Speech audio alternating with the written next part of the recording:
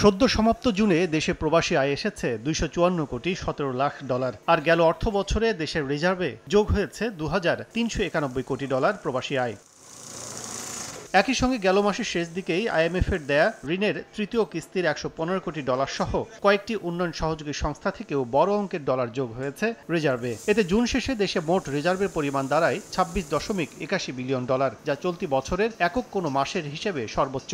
যদিও 2 জুলাই এই বৈদেশিক মুদ্রার মজুদ আরও খানিকটা বেড়ে দাঁড়ায় 26.88 বিলিয়নে। অর্থবছর শেষে ডলারের অবস্থানের চাঙ্গাভাবে নতুন অর্থবছর শুরু হলেও পরিসংখ্যান বলছে বিদেয়ী অর্থবছরে দেশের বৈদেশিক মুদ্রা রিজার্ভ থেকে বাণিজ্যিক ব্যাংকগুলোর কাছে 12.79 বিলিয়ন ডলার বিক্রি করেছে বাংলাদেশ ব্যাংক, যা এক বছর আগের তুলনায় 79 কোটি ডলার কম। বুধবার কেন্দ্রীয় ব্যাংক জানায় রেমিটেন্স বাড়ায় চাপ কমেছে কেন্দ্রীয় ব্যাংকের ওপর। গত বছর কিন্তু 13-র উপরে ছিল। ব্যাংকগুলোর নিজস্ব সক্ষমতা আস্তে আস্তে বাড়ছে, বিক্রিটা আস্তে আস্তে কমে আসছে, আগামীতে আরো কমবে।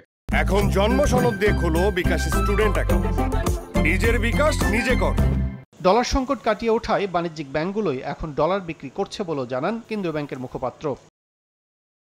বিক্রি এখন বন্ধ, কারণ ব্যাংকগুলোর কাছে তো এখন রেমিটেন্সের অনেক টাকা এসেছে। এখন বরং ব্যাংকগুলো উল্টা আমাদের কাছে বিক্রি করে। বিনিময় মূল্য বৃদ্ধি, প্রণোদনা দেয়া ও সচেতনতা বৃদ্ধি পাওয়ায় প্রবাসীদের পাঠানো বৈদেশিক অর্থের পরিমাণ বাড়ছে বলে জানায় বাংলাদেশ ব্যাংক। কাজল আব্দুল্লাহ, সময় সংবাদ, ঢাকা।